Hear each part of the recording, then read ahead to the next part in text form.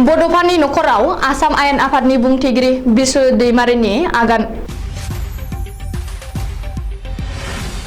कक्राझार जिल्लानि सिङाव थानाय दतमा हालामनि बरागारि गामियाव बड'फा उपेन्द्रनाथ ब्रह्मनि नखराव आसाम आयेन आफादनि बुंथिगिरि मानगोनां बिस्वजित दैमारि बिथाङा थांनानै नखरनि सुबुंफोरखौ खौरां लाहैदों। लोगोसे गोबां मोजां खोथा बाथ्रा सावरायलायो।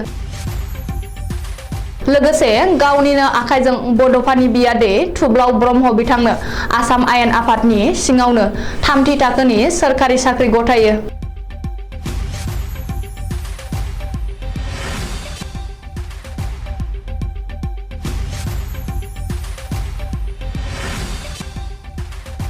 আমাৰ বড'ফাৰ ঘৰত আহি পৰিয়ালৰ লগত মই অলপ লগ পাবলৈ আহিছোঁ।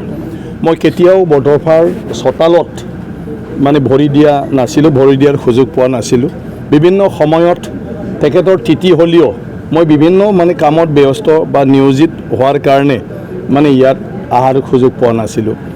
তো এতিয়া মই নিজে এটা উপলব্ধি কৰিছোঁ, চবেই আহে চবেই যায়, গতিকে ময়ো আজি স্পীকাৰ পৰ্যন্ত হৈ গ'লোঁ, কিন্তু এবাৰো মই ইয়াত পদাৰ্পণ কৰা নাই। তো চবেই কৈ থাকে ঘৰৰ কথা, ঘৰৰ মানুহৰ কথা, সেইকাৰণে এবাৰ আহি খবৰ ল'ম বুলি মই আজি এই দিনটো সিদ্ধান্ত মানে কি কয় থিৰাং কৰি ফালে আজি মই আহিলোঁ। পৰিয়ালক লগ পালোঁ, লগ পাই খুবেই ভাল লাগিল সকলোকে, কাৰণ আমাৰ জীৱন গোটেইটো ছাত্ৰ জীৱনৰ পিছতে মই জড়িত আছিলোঁ।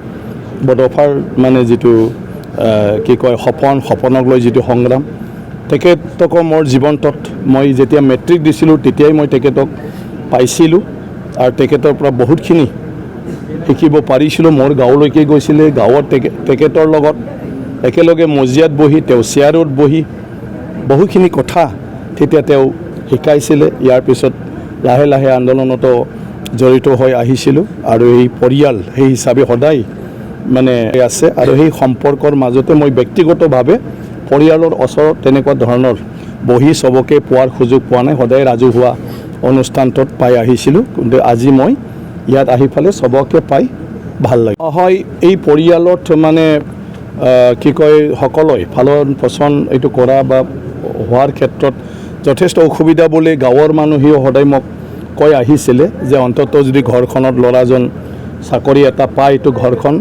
চলি যাব পাৰে, আৰু এজন মানে চলিব নোৱাৰে, নিজে খোজ কাঢ়িব নোৱাৰে, অসুবিধা হৈ থাকে।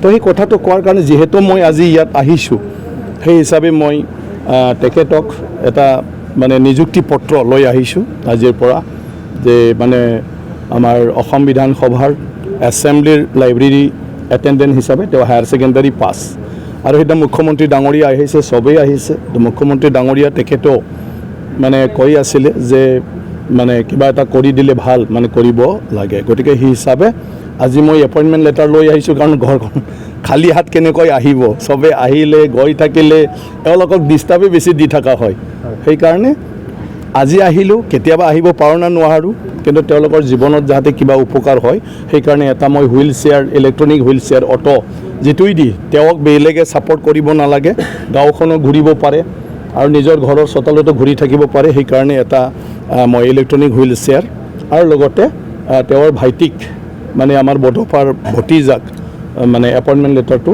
আজি আহি ফালে দি দিছোঁ। তেওঁলোকে 15-20 দিনৰ ভিতৰতে জইন কৰিব, আৰু জইন কৰাৰ পিছত মই ভাবোঁ অলপ হ'লেও এই পৰিয়ালটো চলাৰ ক্ষেত্ৰত যথেষ্ট মানে কি কয় আপোনাৰ সহজ হৈ যাব। তিথি পৰম্পৰা, গতিকে মোৰ সকলোলৈকে শুভেচ্ছা থাকিল, আৰু দুৰ্গা মাৰ ওচৰতো মোৰ প্ৰাৰ্থনা থাকিল যে আমাক চবকে যাতে আমাৰ যিটো বেয়া ভাৱ, বেয়া শক্তি এইবোৰ যাতে নাইকিয়া কৰে, দমন কৰাৰ আমাক শক্তি দিয়ে, আৰু চবৰ মনত যাতে ভাল চিন্তাৰ উদয় মানে হোৱাৰ ক্ষেত্ৰত সহায় কৰে, তাৰ কাৰণে যেন আমাক আশীৰ্বাদ দিয়ে।